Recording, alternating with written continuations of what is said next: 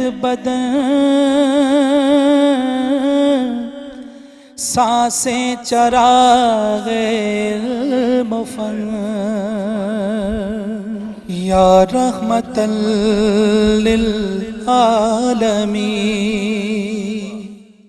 اعوذ باللہ من الشیطان الرجیم، بسم اللہ الرحمن الرحیم۔ قال اللہ تعالی و تبارک فی القرآن الکریم،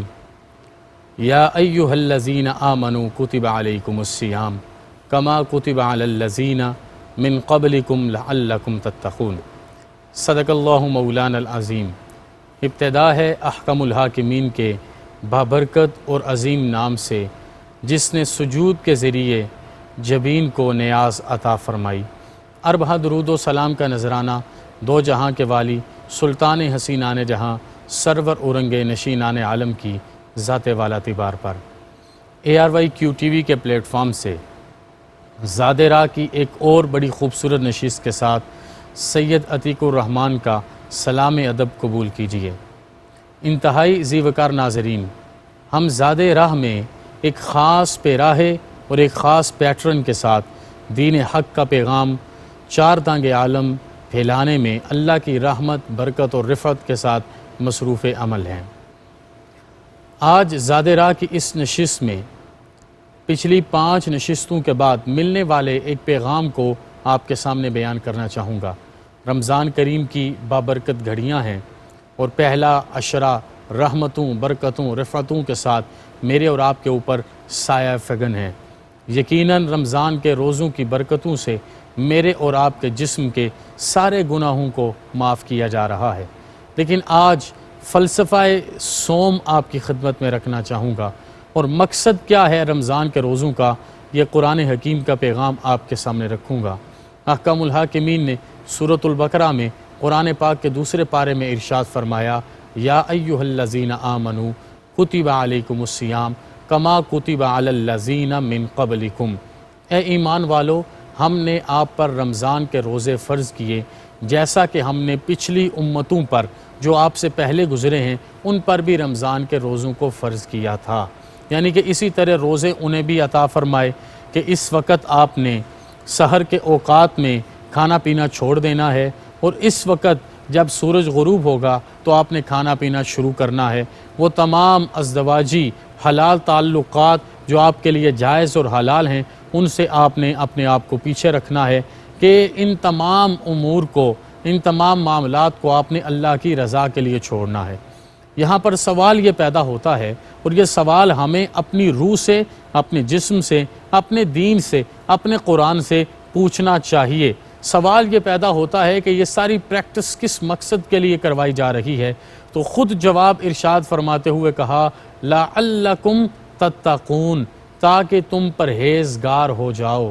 تاکہ تم ڈرنے والے بن جاؤ۔ یہ پرہیزگاری، یہ ڈرنا، یہ کس سے ڈرنا ہے؟ کس چیز سے پرہیز کرنی ہے؟ فرمایا اللہ پاک نے رمضان میں تمہیں ایک مہینے کے لیے اس مقام پر سینچا ہے کہ صحیح معنوں میں اپنے دل کو اور اپنی روح کو اللہ کے ڈر سے آراستہ کرو۔ خشیت الہی وہ نعمت عظمیٰ ہے جو آپ کو پوری دنیا بھی دشمن ہو جائے تو ہر طرح کے خوف سے آزاد کروا دیتی ہے۔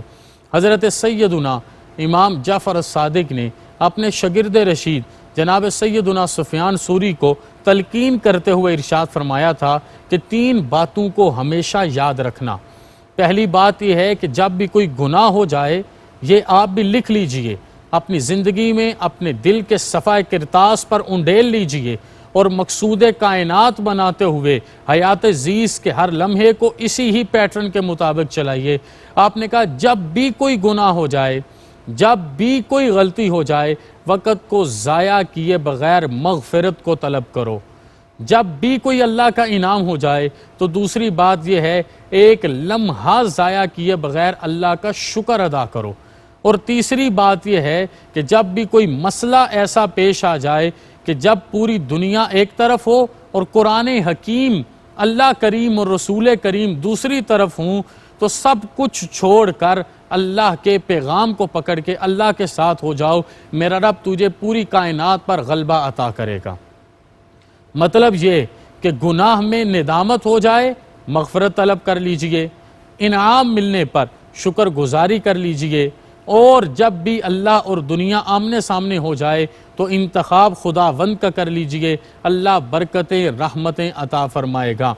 اب یہ وہ ساری کیفیات ہیں کہ جب بھی انسان کی ساری سوچ صرف رب اور رب کے رسول کی رضا پر چلتی ہو تو پھر وہ مقام آتا ہے جس کو پرہیزگاری کہا جاتا ہے۔ سوال ہی پیدا نہیں ہوتا کہ اگر ایسا شخص تاجر ہو تو وہ اپنے آپ کو یا ایھا الذین آمنوا اتقوا اللہ وقولوا قولا سدیدا کے مطابق آراستہ نہ کرے۔ رمضان آنے پر وہ اپنے سٹاک سے نکلنے والے ذخیرہ اندوز مال کو کبھی بھی مہنگا نہیں کرے گا۔ ایسا شخص دیہڑی دار مزدور ہو یا ایئر کنڈیشن آفس میں بیٹھ کے کوئی کارپوریٹ NGO چلانے والا ہو، آرگنائزیشنز چلانے والا ہو، وہ اپنے دل کو ایک خاص کیفیت میں رکھتا ہے۔ وہ جب اپنی بیوی کے ساتھ معاملہ کرتا ہے تو اللہ کی رضا کے لیے، جب اپنے بچوں کے ساتھ معاملہ کرتا ہے تو اللہ کی رضا کے لیے، جب اپنے ملازمین سب آرڈینیٹس کے ساتھ معاملہ کرتا ہے تو اللہ کی رضا کے لیے، جب قرآن پاک کی تلاوت کرتا ہے تو اللہ کی رضا کے لیے۔ یہ وہ ساری رضائیں ہیں جن کا مقصود یہ رمضان المبارک ہے۔ پرہیزگار ہو جاؤ، ڈرنے والے بن جاؤ، آپ کی نماز آپ کا تزکیہ بنے، آپ کا روزہ آپ کا تزکیہ بنے۔ اگر آپ نماز پڑھیں اور اعمال اس طرح نہ کریں جس طرح اللہ کا حکم ہے تو پھر کون سا تزکیہ ہے جو آپ نے حاصل کیا؟ انتہائی ذی وقار ناظرین، یہی تو ہمارا مسئلہ ہے کہ ہم عمل کرتے ہیں لیکن صرف قال تک، حال تک نہیں کرتے، اپنے باطن کو اس سے مزین نہیں کرتے، اپنے باطن کو اس سے روشن نہیں کرتے، اپنے باطن کو اس سے آراستہ نہیں کرتے، اور اسی وجہ سے ہم رحمت خداوندی کے حقیقی حقدار نہیں بن پاتے۔ تو یہ فلسفہ رمضان آپ کو یہ پیغام دیتا ہے کہ اللہ کی رضا پر اپنے آپ کو آراستہ کرنا ہے۔ اور پھر پرہیزگاری کے بھی درجے ہیں کہ آپ کے دل کو اللہ منور فرما دے،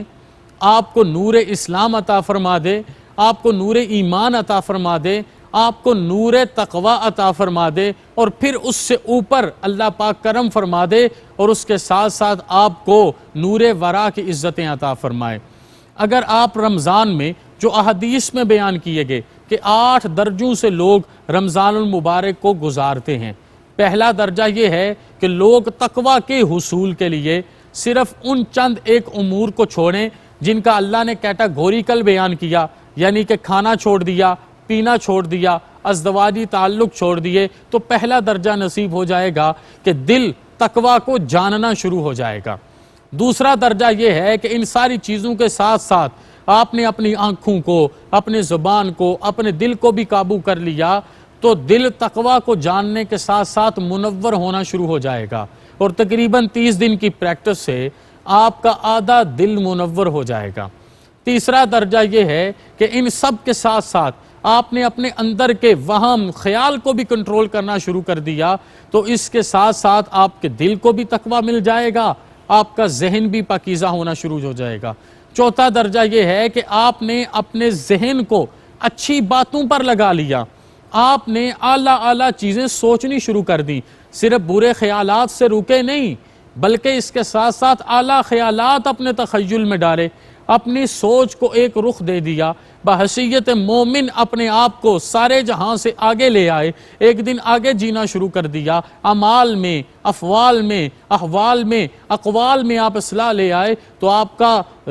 ذہن بھی روشن ہوگا اور آپ کے دل کو بھی نور ایمان نصیب ہوگا۔ پانچواں درجہ یہ ہے کہ آپ نے اس سب سے دوسرے لوگوں کو فائدہ پہنچانا شروع کر دیا، آپ نے افطار کروایا تو اللہ کے لیے، آپ نے سحر کروا دی تو اللہ کے لیے، آپ نے اپنے آپ کو بچا کے رکھا تو اللہ کے لیے، آپ کی آنکھ بھی محفوظ، آپ کا کان بھی محفوظ، آپ گالی نہیں دیتے، آپ جھوٹ نہیں بولتے، آپ غیبت نہیں کرتے، آپ کی زبان بھی محفوظ، اور آپ کے اندر نماز کا شوق بھی پیدا ہو گیا، آپ تراویح بھی شوق پورے جذبے کے ساتھ پڑھتے ہیں، اپنے اوپر نکاحت یا جبر محسوس نہیں کرتے، تو پھر اس کا فائدہ کیا ہوگا؟ اللہ ذہن کو بھی منور کرے گا، دل کو بھی منور کرے گا، جسم کو بھی منور کرے گا۔ اور چھٹا درجہ یہ ہے کہ آپ نے تہجد بھی شروع کر دیے، آپ نے اوابین بھی شروع کر دیے، آپ نے اشراق بھی شروع کر دی، آپ نے چاش کی نمازوں کو بھی شروع کر دیا، آپ نے ان ساری چیزوں کے ساتھ ساتھ اپنے جتنے لین دین کے معاملات تھے وہ بھی حل کرنے شروع کر دیے،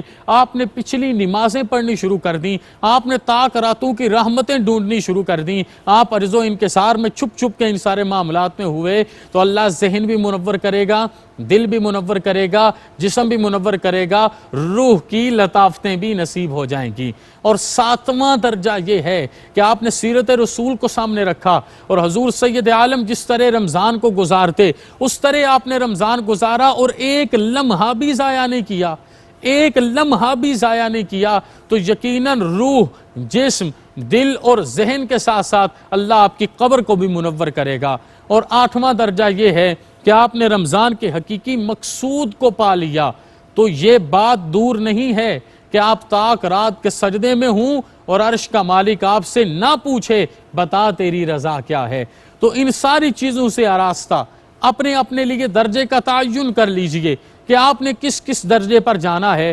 ساری روحانی بیماریوں کا علاج رمضان المبارک میں ہے۔ آپ کا رزق وافر نہیں ہے تو علاج رمضان المبارک میں ہے۔ اگر آپ مغفرت کا عشرہ چاہتے ہیں، رحمت کا عشرہ چاہتے ہیں، یا جہنم سے آزادی کا عشرہ چاہتے ہیں، ایک رات میں 1000 سال کی عبادت چاہتے ہیں، انا انزلناہ فی لیلۃ القدر وما ادراک ما لیلۃ القدر لیلۃ القدر خیر من 1000 شہر، ہزار مہینوں کی راتوں سے زیادہ عبادت کی عزتیں چاہتے ہیں تو رمضان المبارک کو دیکھیے، رمضان المبارک کو ڈھونڈیے۔ اللہ نے برکتوں سے معمور کیا ہے، یہ نیکیوں کا اعلیٰ پیکج ہے، جو بھی آئے گا اسے آراستہ کیا جائے گا۔ تو یہ ہے وہ رمضان کا درجہ جس میں آپ تقویٰ سے آگے کن کن عزتوں کو پا سکتے ہیں، میں نے بڑے آسان الفاظ میں آپ کے سامنے رکھا۔ انتہائی ذی وقار ناظرین، میرے اور آپ کے آقا دو جہاں کے والی صلی اللہ علیہ وآلہ وصحبہ وسلم رمضان سے پہلے خطبہ بھی ارشاد فرماتے، اور وہ مشہور خطبہ ہے، آپ نے اسے سن رکھا ہے۔ میں اس سے آگے بڑھ کے کچھ پیغام آپ کی خدمت میں عرض کرنا چاہوں گا کہ ہم نے جو رمضان گزارنا ہے اس میں کم از کم ہمیں اتنا کرنا ہے کہ اپنے اہل و عیال کا خیال رکھنے کے ساتھ ساتھ ہمیں اطراف و اکناف میں بھی لوگوں کا مددگار بننا ہے، لیکن تقویٰ کی بنیاد پر بننا ہے، دکھلاوے کی بنیاد پر نہیں بننا۔ اور یہ تقویٰ اور پرہیزگاری ہی ہے جس کے بارے میں اللہ قرآن میں کہتا ہے، اور اسی پر ہی ہم نے اپنے اس پروگرام کا نام رکھا ہے فَإِنَّ خَيْرَ الزَّادِ التَّقْوَىٰ، سب سے بہترین زاد راہ تقویٰ ہے، سب سے بہترین زاد راہ پرہیزگاری ہے۔ حضور سید عالم صلی اللہ علیہ وآلہ وصحبہ وسلم کی پوری زندگی، آپ کے صحابہ کی پوری زندگی، ان کی زندگیوں میں رمضان گزرے یا رمضان کے علاوہ باقی 11 مہینے گزرے، وہ تقویٰ سے ہی مزین رہے، وہ تقویٰ سے ہی آراستہ رہے۔ اور یہ وہ دولت ہے، یہ وہ نعمت ہے جو ہمارے دلوں سے کہیں کھو گئی اور ہمارے دلوں میں کھوٹ آ گیا۔ ہماری نیتیں اس طرح ثمر بار نہیں ہوتی، ہمیں دوبارہ انہی رستوں پر واپس آنا ہے۔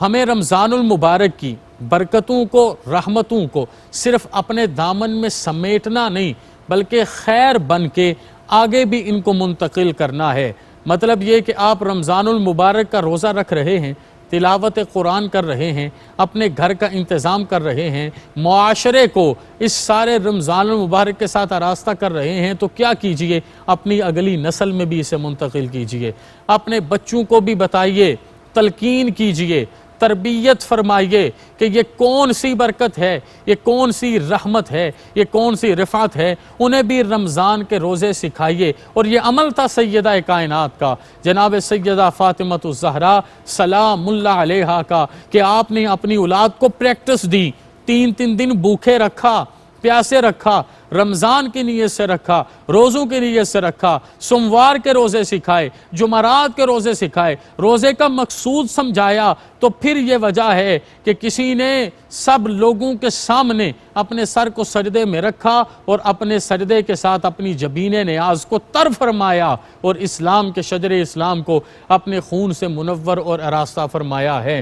ہمیں قرآن پاک میں رمضان کی برکتوں سے اپنے دامن کو بھرنا ہے، ہمیں اپنی بھوک اور پیاس کے ساتھ خود کو آراستہ کرنا ہے، اپنی آنکھ، کان، ناک، گلا، دل، زبان، جسم کے اندرونی بیرونی تمام اعضاء کو بچانا ہے، تو لوگوں کے بھی کام آنا ہے، اور لوگوں کے کام اسی طرح آنا ہے جس طرح حضور نے صدقہ جاریہ کا کانسیپٹ بیان کیا ہے۔ اگر آپ اس کے مطابق کیمیا اثر عمل سے چلیں گے، رحمتیں آپ کی زندگی میں شامل حال ہوں گی۔ حضور سید عالم صلی اللہ علیہ وسلم، پنجابی کا ایک لفظ ہے لنگوٹا کس لینا، اس طرح رمضان کا انتظار کرتے اور اس طرح اس کا اہتمام کرتے، صحابہ کرام کو دعوت خیر دیتے، اور اسی ہی صوم کی دعوت خیر پر یقیناً ہر صحابی 8ویں درجے کا سب سے اعلیٰ مسلم اور مومن بن کے رمضان کو گزارا کرتا تھا۔ ہر عزت اس ماہ مبارک میں ہے۔ یہ رمضان بھی کریم ہے، یہ جملہ سنیے گا، قرآن بھی کریم ہے، اللہ بھی کریم ہے، اللہ کا رسول بھی کریم ہے، اور رمضان میں ملنے والا رزق حلال ہو تو یہ رزق بھی رزق کریم ہے۔ میرا مالک میری اور آپ کی جان پر خصوصی رحمت فرمائے اور ہمیں دین اسلام سے اپنے دامن کو بھرنے کی توفیق عطا فرمائے۔ وما علینا الا البلاغ المبین۔ آئینہ